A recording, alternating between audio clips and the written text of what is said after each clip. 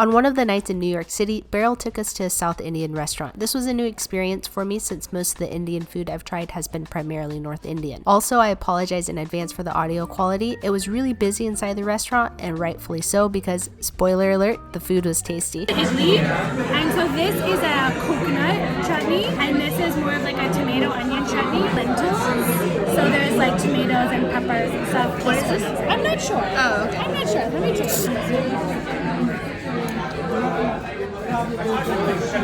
I'm not sure. This is made from like a type of suji flour as well, and they have these big steamers. You pour it in a mold, and then you put it like in a pressure cooker, and the steam like pressure cooks it and like puffs up.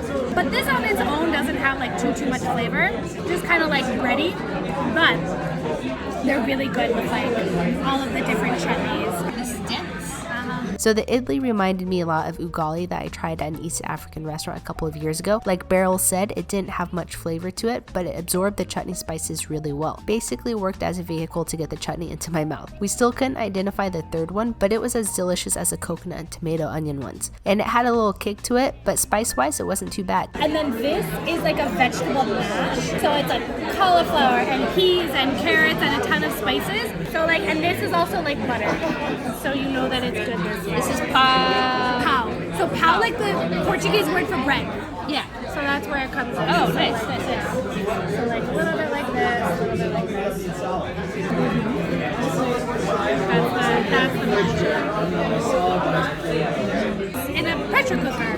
And how did you scoop that up? You have to kind of like use a thumb to like hold it. Pro move. Yeah. Boom, boom. And it's like a quick scoop. Okay, so get some onion. Yep. Cool. Ooh, was that too much? Why do I keep doing that? There's no such thing as too much lemon.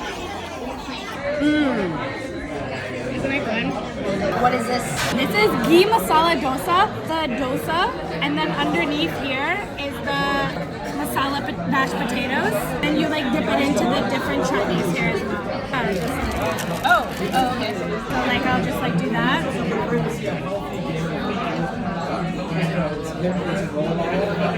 Easy peasy.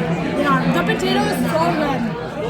And so this dosa, actually let me see, like I'll like open it up so you can see what the inside of it in ghee. So there's like that kind of like earthy, buttery taste to all of it, which is what makes it really, really good because ghee is the best. The dosa was so thin yet so strong, I guess the crunch was up to the task of holding up the chutney. My scooping skills were nowhere near as good as Beryl's, and I was making a mess everywhere, but I did feel like I was getting better. So like my mother-in-law would make this for me for breakfast because I love it. And it's nice because it's like a pancake batter, and then you can just put like whatever you want on top of it. It's like a soft, like kind of spongy batter with like crispy ends. Also, like it's a vehicle for like, I think this one is like the best one. But this one is always my favorite. Coconut chutney is my ride or die. And then we ended with some tomato onion udapam. I loved how the chutney played a big part of each of the dishes we tried, but not enough where it overpowered the dosa or the idli or the udapam. A big thank you to Beryl for taking Kyle and I here. We got to share food, drinks, and stories throughout the night.